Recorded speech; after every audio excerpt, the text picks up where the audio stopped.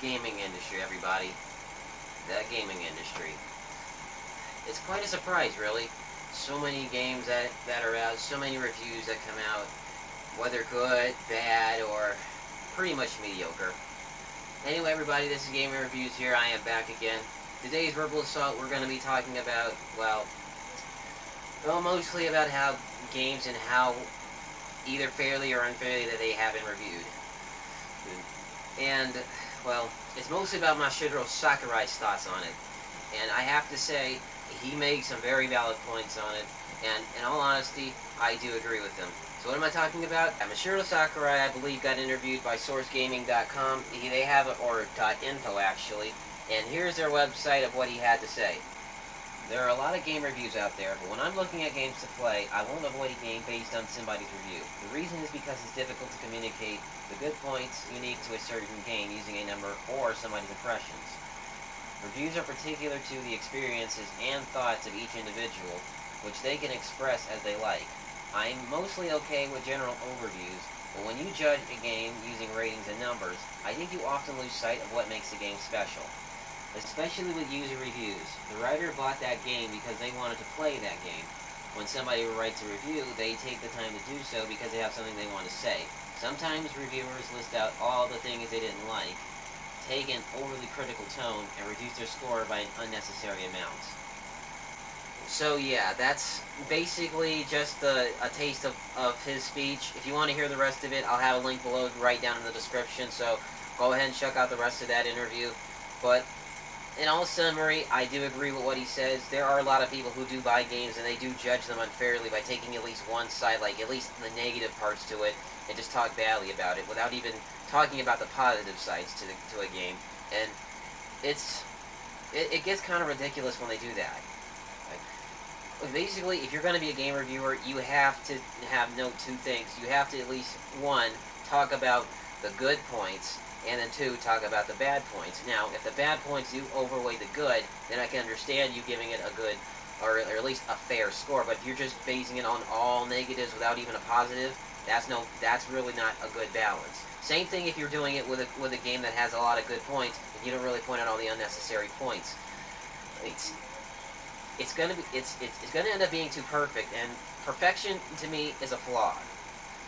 Now, I say that because I believe games like, I don't know, like Super Mario Galaxy, for example, have given way too many generous scores, because I've had played Mario Galaxy before, and I don't really get the best experience that everybody has, because I didn't really have that much fun with it. It's a fun game, no doubt, but it really has its points where it can stress you the hell out. Most Mario games, in my opinion, have that point, and whether if it's good or bad, they do stress me out a lot, and it's like, I end up rage quitting with them. And like I say, I do believe that some of these games that they do review, like, they don't really deserve those kinds of scores because they really I'm not saying that they don't, but I'm just saying, to me, it's like they don't deserve like a perfect score because there are a lot of flaws to it. Nintendo may make quality games, but sometimes their quality games can have flaws too. No game is ever perfect. As I said before, perfection is the biggest flaw you could ever have. The biggest flaw. It's like if you watched a movie and there's no way to make fun of a movie because it's too good. That's the problem. It's flawed. Anything that's perfect is the biggest flaw that you could ever make, because if there's no problems to weigh out the good, then too much good can always be a bad thing. And that is true. And sometimes games that do have lower scores are sometimes the ones that are judged unfairly. Case in point, Sonic Unleashed. I know I'm gonna get a lot of flack for this, but Sonic Unleashed is not really that bad. Okay, it's not really that bad. I played on the Xbox 360 a lot, and I have to say they have some unique, amazing levels for the day stages. I mean, even the Werehog gets panned, but even so, the Werehog is still, to me, it's quite fun because it's a beat 'em up. I mean, I know a lot of people aren't used to beat 'em ups. I mean, there are some who do. I know some who really don't like the Werehog stages. Well, Yeah, I get that, but I, for one, am not a fan of beat 'em ups. But I do like the Werehog stages most of the times. They're pretty fun. It takes away from the whole speed type gameplay of Sonic, and it really brings out like a lot. The only thing I really didn't like was that the most of the times the night stages would drag on like forever. Like they don't really have that balance in the story or the game structure. But it is fun to replay those levels sometimes. But I do mostly play the day stages, I admit. But yeah, the game itself is not that bad. But I'm not saying that it's not the best game out there or it's not the perfect game out there, but it is a pretty unique, decent game that they made. They've done a lot for that game, and I believe it doesn't really deserve the score it deserves because it's not because I enjoy it, but because I feel it's unfair. And like Sakurai said, most games that usually have unique experience that are different from the rest are just a little unfair. Like as he mentioned before, like about Just Cause 3, they were complaining that they took out the some kind of rolling mechanics or something like that. But Just Cause 3 is unique in its own way. Just because they took out features from the previous game doesn't make it bad. But just because somebody tries experimenting with different games in their franchises doesn't make it bad.